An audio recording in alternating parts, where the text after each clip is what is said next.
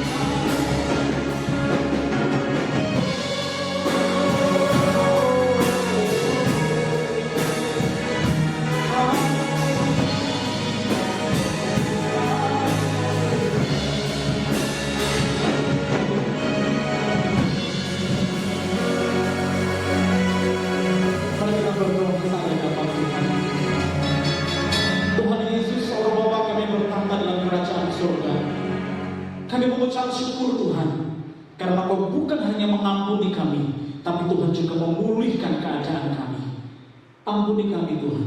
Malam ini kami bersukacita karena Kau begitu baik kepada kami. Kami serahkan ibadah kami dari awal sampai akhir dalam tangan Tuhan. Kiranya Tuhan akan terus berbicara kepada kami dan melakukan sesuatu bagi kami. Dalam nama Tuhan Yesus kami berdoa dan kami bersyukur kami memulai ibadah kami. Haleluya. Amin. Baik, puji Tuhan Bapak Ibu, saudara sekalian, kita merasakan bahwa Tuhan begitu baik kepada kita. Dia melakukan segala sesuatu yang paling baik bagi kita. Mari kita serukan di depan Tuhan, sebab Tuhan Dia baik. Kita akan masuk dalam gerbang Tuhan dengan penuh nyanyian syukur, puji-pujian kita bawa kehadiran.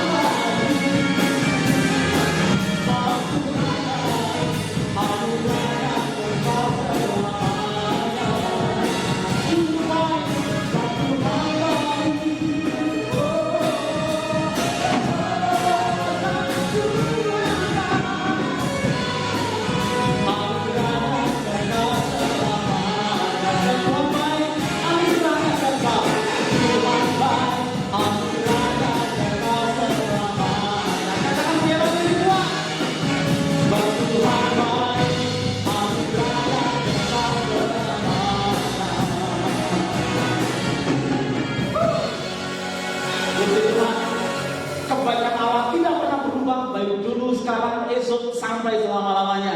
Dan Allah kita menyatakan kebaikannya bagi kita.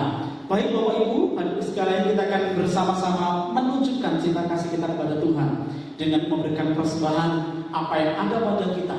Kita persembahkan kepada Tuhan. Tuhan hanya meminta apa yang ada pada kita dan apa yang bisa kita berikan. Dengan penuh syukur dan sukacita kita akan memberikan persembahan, tapi kita akan berdoa terlebih dahulu. Tuhan, kami bersyukur kepadamu karena Kau begitu baik dan terus menyatakan kebaikan-Mu kepada kami. Pagi ini Tuhan, kami mau memberikan apa yang bisa kami beri kepadamu. Kiranya Kau disukakan dengan persembahan kami dan kiranya menjadi berkat bagi pekerjaan Tuhan di tempat ini. Di dalam nama Tuhan Yesus dan penuh sukacita kami persembahkan persembahan kami. Haleluya, amin. Kita masih nyanyikan satu lagu bahwa yang menyatakan bahwa Allah kita sangat baik. Mari kita masuk bergerbangnya lagi dengan hati yang penuh dengan ucapan syukur, halamannya dengan puji-pujian.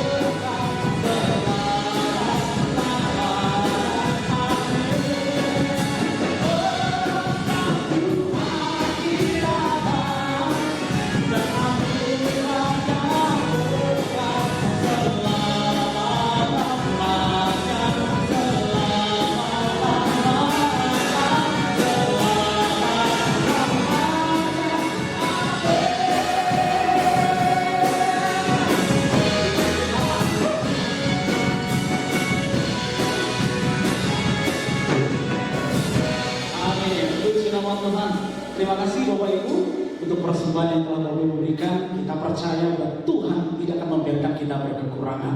Kita bersyukur Allah terus menyatakan kebaikannya bagi kita. Hari ini kita akan memberikan hati kita yang kita buka seutuhnya untuk kemurahan Tuhan. Karena Dia akan berfirman pada pagi hari ini melalui hamba-Nya. Mari kita akan menyiapkan hati kita untuk mendengarkan firman Tuhan. Mata Tuhan, kita sungguh indah dan berharga. Dia akan selalu kemana pun aku akan pergi, menjauhi Roh-Mu yang suci. Kaulah sahabat yang paling dekat dengan kami. Kau melakukan semua yang tidak pernah kami bayangkan sebelumnya.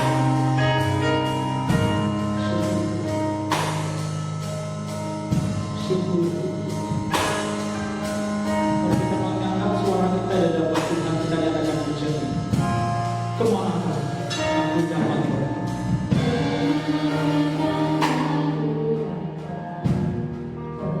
untuk menjauhi Roh yang suci.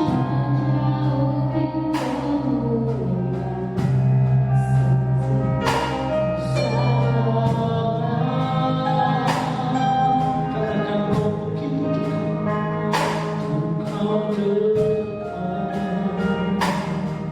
bahkan seluruh pengabdian,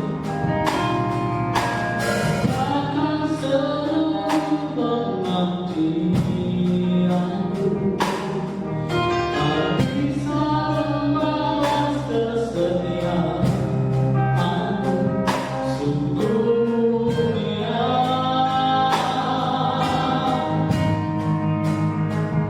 Dan berharga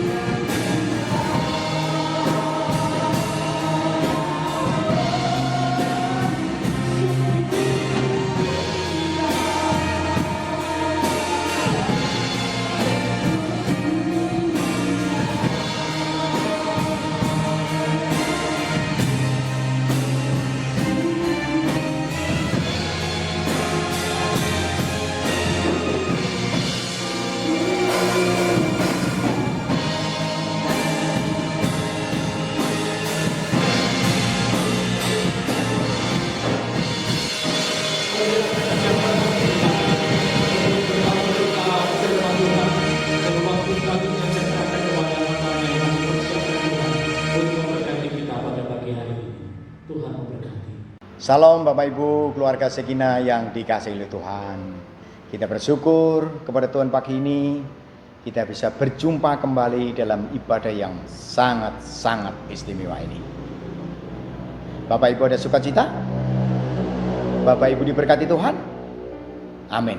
Pasti kita diberkati Tuhan. Kita ada sebagaimana kita ada pagi ini karena kasih karunia Tuhan. Sebelum kita mendengar firman Tuhan, mari kita tundukkan kepala dan kita berdoa untuk kebenaran-kebenaran yang akan kita nikmati pada pagi hari ini. Mari kita berdoa. Tuhan Yesus, kami datang kepadamu dengan rasa hormat dan bersyukur. Sebab hanya oleh karena kasih karunia kami ada sebagaimana kami ada pada hari ini. Terima kasih untuk kesehatan kami. Terima kasih untuk makan, minum, pakaian tiap-tiap hari. Terima kasih untuk keluarga yang baik. Terima kasih untuk orang-orang yang mendukung kami.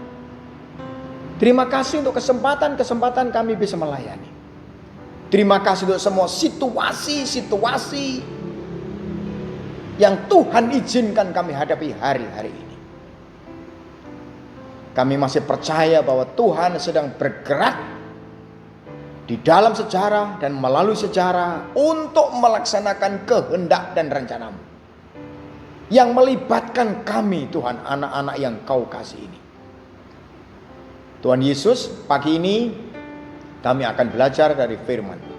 Di tengah-tengah krisis seperti ini, Roh Kudus akan menolong kami, membantu kami, menjelaskan kepada kami arti firman ini sesuai dengan tingkat pengertian dan pemahaman kami masing-masing. Urapi hamba-Mu yang sederhana ini.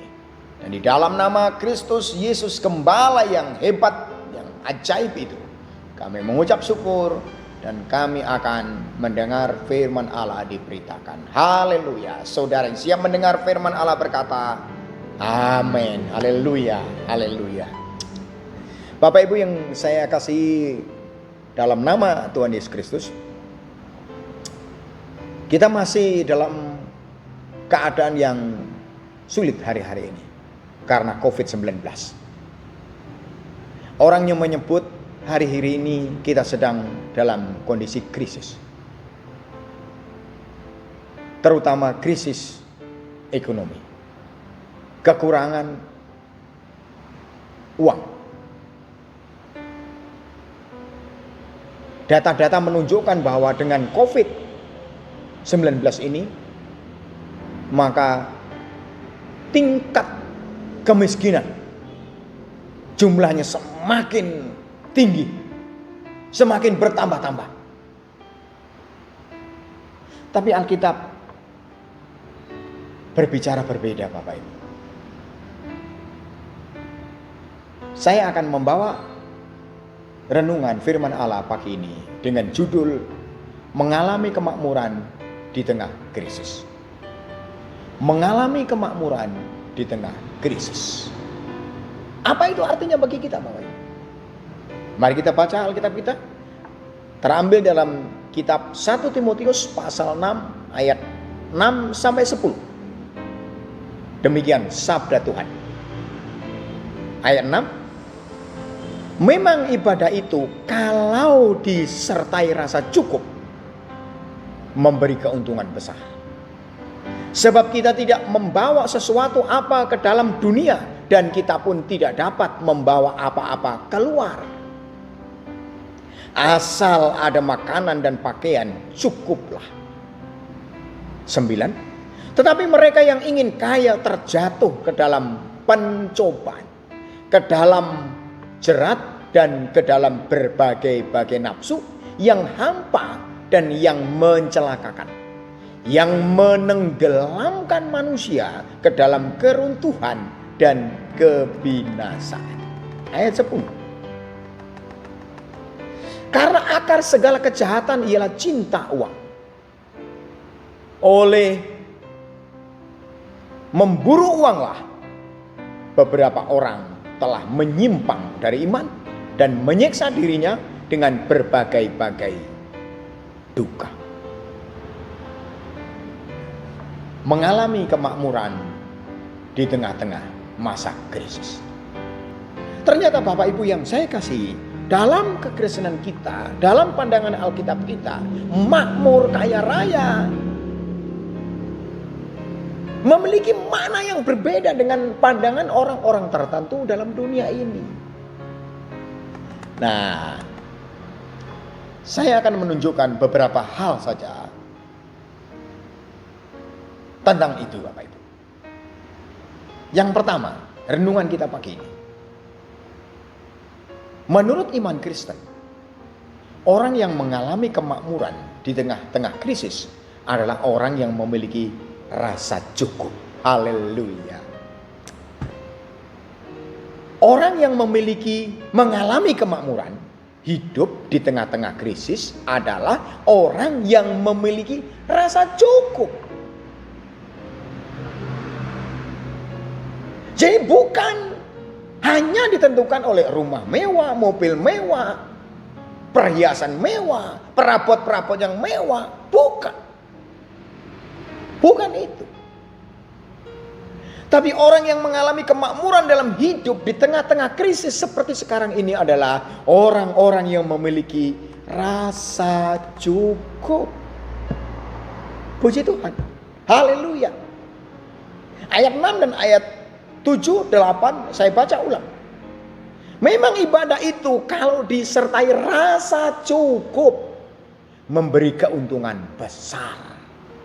Sebab kita tidak membawa sesuatu apa ke dalam dunia dan kita pun tidak dapat membawa apa-apa keluar.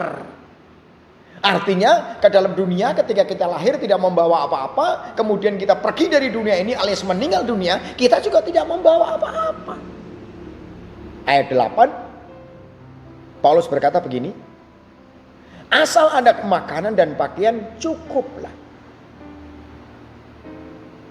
Saudara-saudaraku yang dikasihi Tuhan, orang yang mengalami kemakmuran dalam hidupnya di tengah-tengah masa krisis seperti ini adalah orang yang merasa dirinya cukup. Cukup dalam artian mencukupkan diri dengan berkat Tuhan yang ada. Belajar. Rasul Paulus berkata, berpadan dengan apa yang ada. Berpuas diri dengan segala berkat Tuhan yang Tuhan percayakan saat ini. Ini tidak mudah. Tetapi bukan berarti tidak bisa kita alami kalau kita mau. Sebab ini pilihan kita. Pilihan kita. Nah, saudara-saudaraku, ternyata rasa cukup itu, nah ini yang Paulus mau katakan, firman Tuhan mau katakan. Menurut ayat-ayat yang kita baca tadi, rasa cukup itu harus dibangun di atas, pertama, kecerdasan rohani. Jadi kalau orang mau merasa cukup, supaya hidupnya mengalami kemakmuran di tengah-tengah krisis, maka rasa cukup itu harus dibangun di atas kecerdasan rohani. Sekali lagi, rasa cukup harus dibangun di atas kecerdasan rohani. Nah, kecerdasan rohani itu menurut ayat 6 berasal dari ibadah yang cukup.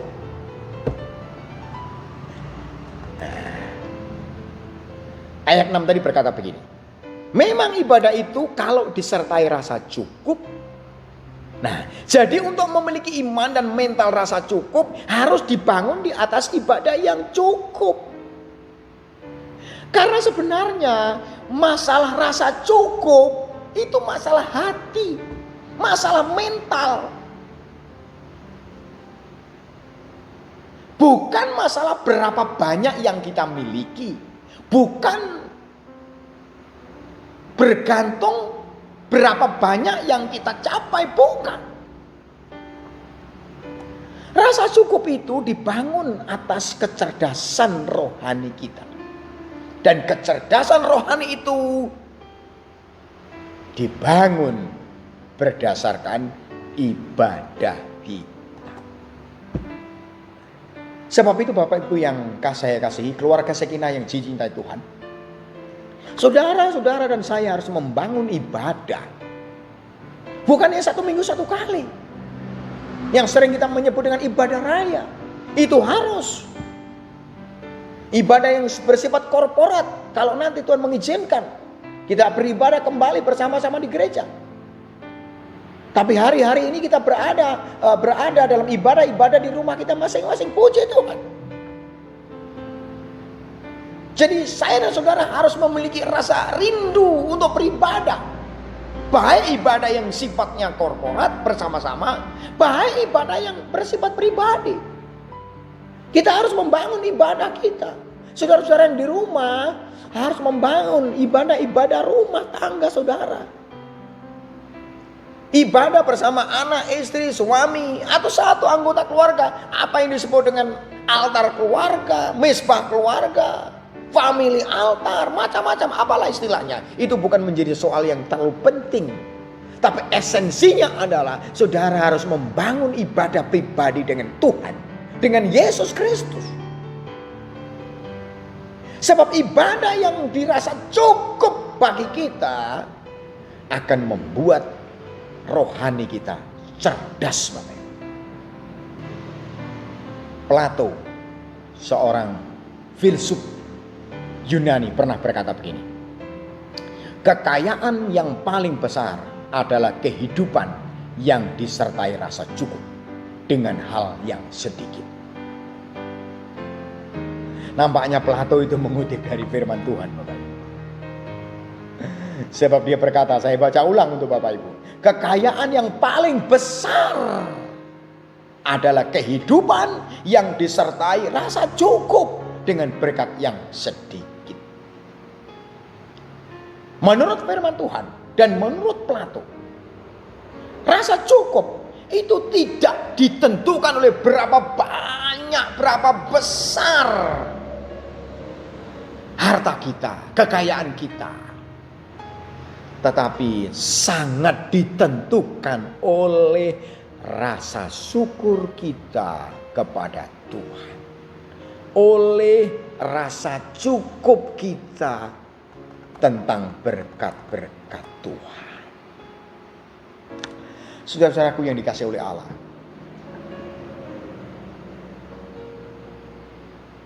Puluhan terakhir tahun-tahun ini.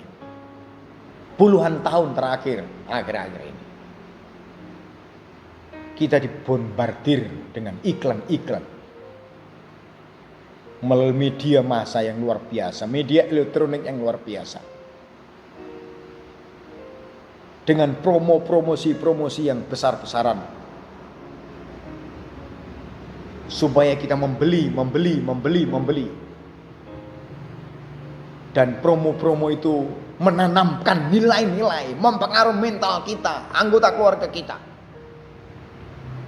Kalau kamu bisa punya mobil ini, kamu bisa punya rumah seperti ini, kamu punya apartemen seperti ini, kamu punya harta sekian ini, kamu akan hebat, kamu akan jaya, kamu akan makmur dan sebagainya. Dan orang berlomba-lomba untuk mencapai itu. Padahal kemakmuran yang sebenarnya menurut firman Tuhan adalah memiliki rasa cukup. Orang yang makmur adalah orang yang memiliki rasa cukup. Dan rasa cukup itu hanya, perhatikan baik-baik, hanya dapat kita bangun melalui ibadah yang cukup. Coba renungkan baik-baik selama ini. Apakah Bapak Ibu merasa doamu sudah cukup? Pelayananmu sudah cukup? Kasihmu kepada Tuhan sudah cukup? Pembacaan firman Tuhan tiap-tiap sudah cukup? Atau justru Bapak Ibu mengejar kemakmuran, mengejar harta? Kalau Bapak Ibu mengejar harta, mengejar kemakmuran, padahal esensi kemakmuran dalam jiwa kita adalah rasa cukup, maka Bapak Ibu tidak akan pernah puas dalam hidup ini. Ada lagi orang-orang yang sampai mengorbankan ibadah demi kemakmuran. Ada orang-orang tertentu ibadah 1 minggu 1 kali saja di gereja, absen, tidak datang. demi pekerjaan, demi uang, demi keuntungan yang lebih besar. Apakah untungan, kemakmuran itu mendatangkan rasa puas dan rasa cukup? Tidak. Orang-orang yang mengalami kemakmuran di tengah-tengah krisis adalah orang-orang yang memiliki rasa cukup. Dan rasa cukup itu hanya dibangun oleh ibadah yang cukup. Haleluya. Yang kedua, Bapak Ibu, orang yang memiliki kemakmuran dalam hidupnya di tengah-tengah krisis adalah orang yang memiliki ciri-ciri seperti di bawah ini. Yang pertama, orang yang mengalami kemakmuran dalam hidupnya di tengah-tengah krisis adalah orang yang tidak berkeluh kesah. Dalam bahasa Jawa itu sambat, gerundel, bersungut-sungut, menggerutu. Saudaraku, di tengah-tengah krisis seperti ini, kita mudah sekali terpancing untuk berkeluh kesah. Seperti orang-orang Israel di padang gurun. Ketika mereka panasan, mereka berkeluh kesah, sambat, bersungut-sungut. Ketika mereka kehabisan air, mereka bersungut-sungut. Mereka sambat terus, berkeluh kesah. Ketika mereka kekurangan makanan, mereka berkeluh kesah, bersungut-sungut. Bahkan kecenderungan marah menuju kepada pemberontakan kepada Tuhan Allah. Kiranya itu bukan saya dan saudara.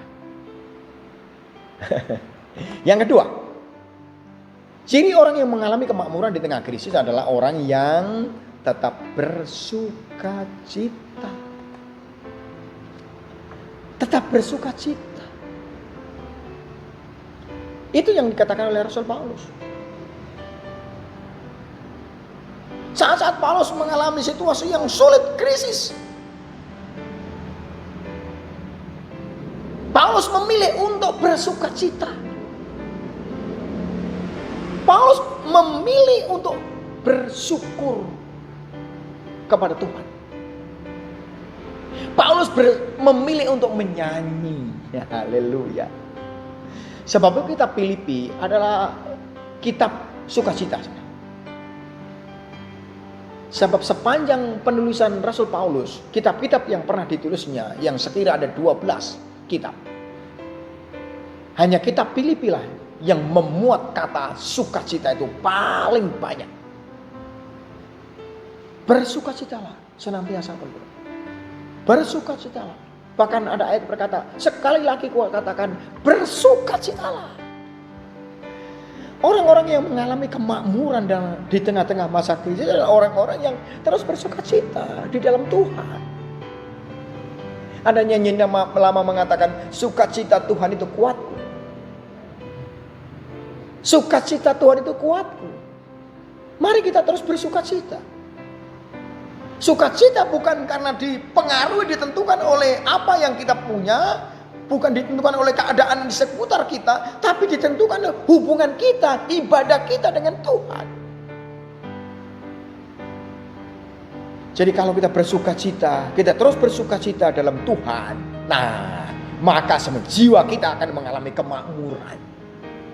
Saudara dan saya akan mengalami kemakmuran yang luar biasa.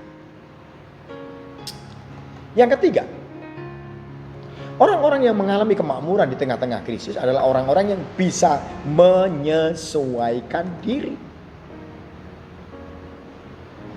Paulus tadi mengatakan begini, aku tahu apa itu kekurangan. Artinya Paulus pernah mengalami kekurangan. Dan dia melanjutkan, tetapi aku tahu juga apa itu kelimpahan. Artinya Paulus juga pernah mengalami hidup yang berlimpah-limpah. Saudara-saudaraku yang dikasihi Tuhan, banyak hal terjadi dalam hidup kita yang bukan merupakan pilihan kita. Misalnya sakit. Apakah kita pernah memilih jadi sakit? Kan tidak. Ada musibah, kecelakaan. Apakah kita memilih untuk itu? Kan tidak, tentu tidak. Ada lagi yang kecurian umpamanya. Apakah kita memilih untuk kecurian? Kan tidak. Saudara-saudaraku yang dikasihi Tuhan, Ada banyak perkara dalam perjalanan hidup ini yang kita tidak bisa memilih. Itu terjadi. Situasi krisis sekarang ini, COVID-19. Apakah kita memilih? Tidak. Tidak ada seorang pun yang mau memilih. Tapi kita semua sedang menghadapi yang sama. Tetapi bersukacita itu pilihan kita. Menyesuaikan diri itu pilihan kita. Kitalah yang harus memutuskan. Sebab itu Paulus pernah berkata begini.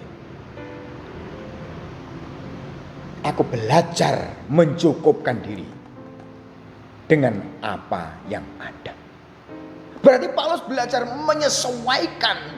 Bukan lingkungan, bukan keadaan yang dipaksa untuk menyesuaikan dengan pola pikir dan mindsetnya Paulus, bukan. Tapi Paulus berusaha dengan pertolongan Roh Tuhan menyesuaikan diri dengan keadaan yang ada. Dengan berkat-berkat yang ada. Dan itu yang membuat dia tidak bersyukur. Pasti dia bersyukur kepada Tuhan. Karena fleksibilitasnya itu luar biasa. Menyesuaikan diri dengan keadaan-keadaan yang terjadi. Dan itu betul keterampilan Bapak Ibu. Itu perlu kecerdasan. Kecerdasan rohani, kecerdasan mental. Supaya kita bisa terlatih dengan keadaan-keadaan apapun yang terjadi. Saudara-saudaraku, kita tidak pernah bisa menduga apa yang akan terjadi di depan kita. 1 tahun lagi, 5 tahun lagi, pekerjaan saudara, rumah tangga saudara, usaha saudara. Saudara bisa meramalkannya, menduganya? Tidak.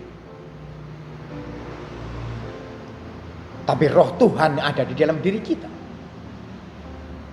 Roh Tuhan akan memampukan kita untuk menghadapinya dan menyesuaikannya di saat-saat tertentu, di saat-saat yang Tuhan mengizinkan. Tapi saudara dan saya harus percaya bahwa semua yang terjadi di depan kita, yang sedang terjadi ini pun pasti semua seizin Tuhan. Tidak ada peristiwa di dunia ini yang tanpa kendali Tuhan, Bapak-Ibu. Haleluya.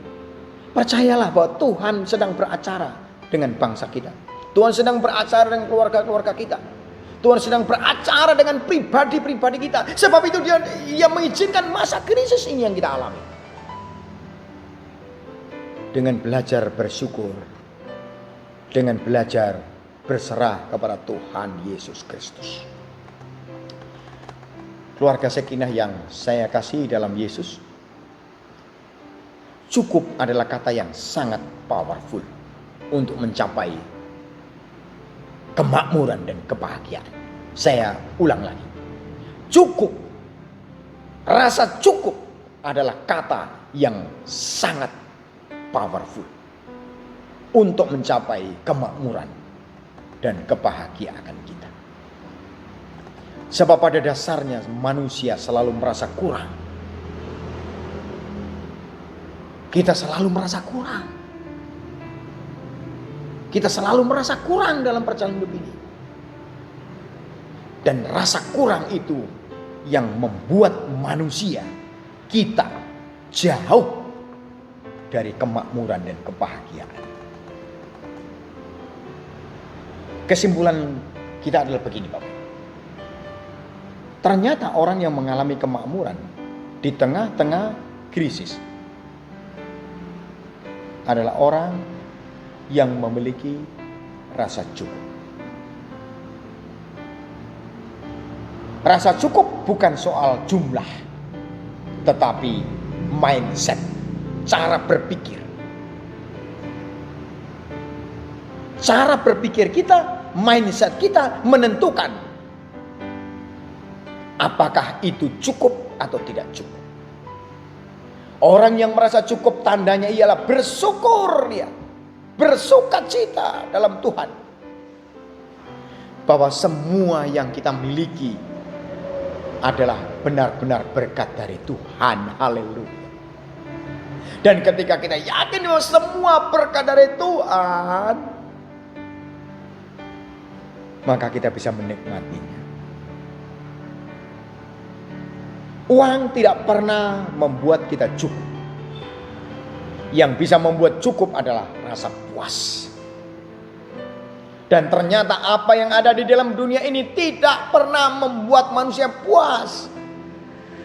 Hanya Tuhan pencipta kekasih jiwa kita yang membuat kita puas. Mari kita belajar memiliki mental yang makmur di tengah-tengah krisis sekarang ini.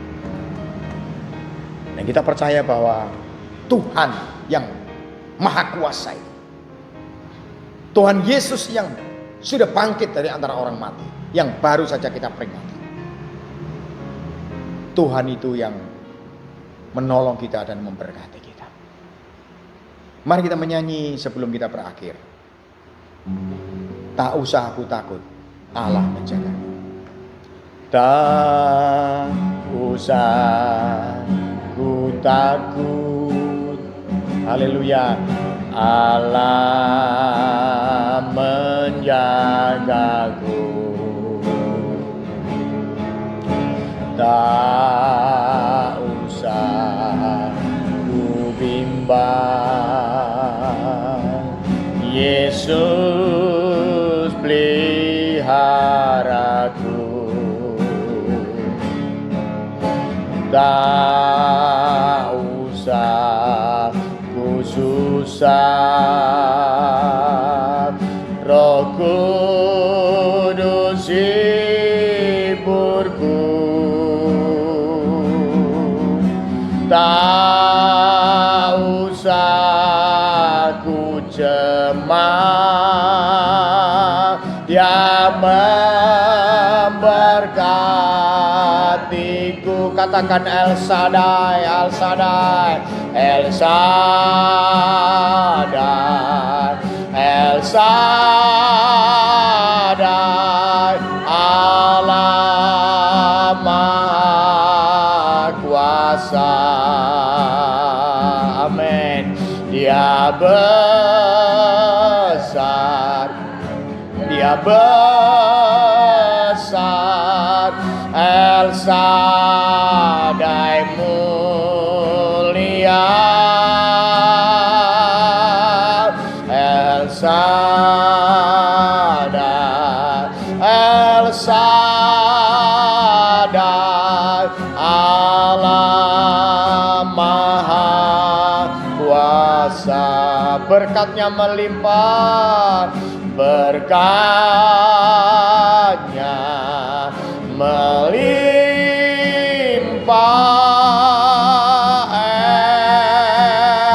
Sekali lagi katakan El Shaddai, El Shaddai, El Shaddai. Angkat tangan kanan saudara kepada Tuhan dan katakan El Shaddai. Haleluya, haleluya.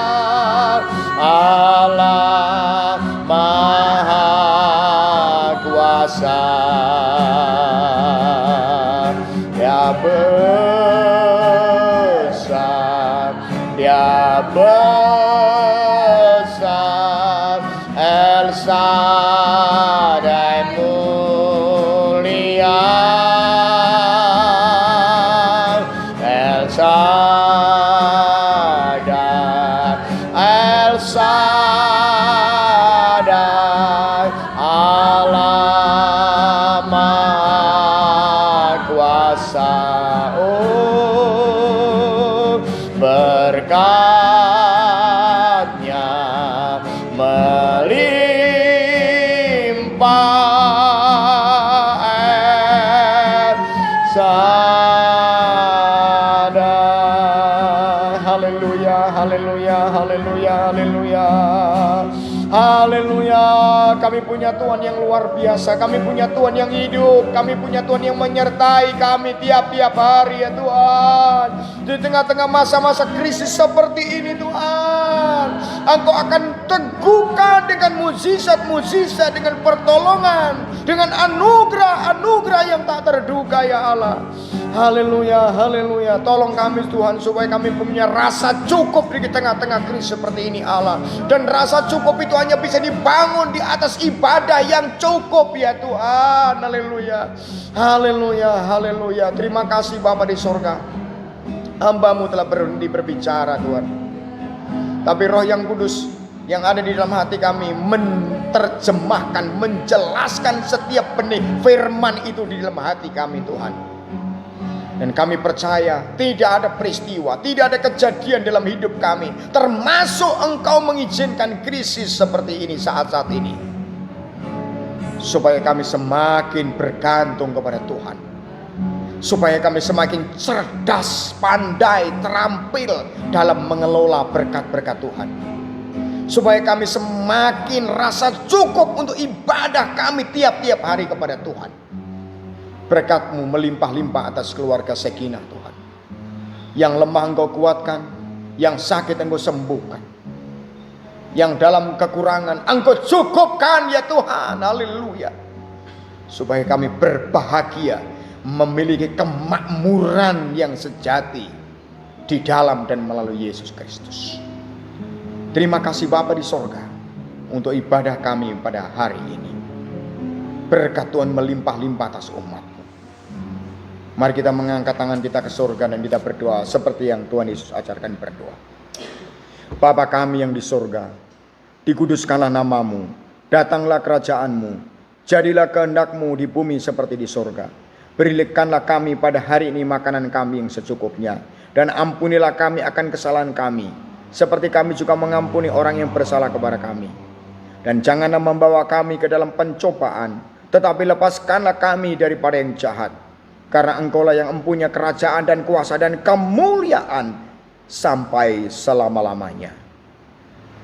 Saudara-saudara yang dikasihi Tuhan, sebelum Engkau pulang, bubaran dalam ibadah di rumah-rumah saudara, terimalah berkat yang datangnya dari Allah Bapa, dari Tuhan Yesus Kristus kepala gereja kita, pembuat mujizat yang belum berubah itu, cengkraman serta kuat kuasa Roh Kudus, menyertai dan memberkati saudara-saudara sekalian.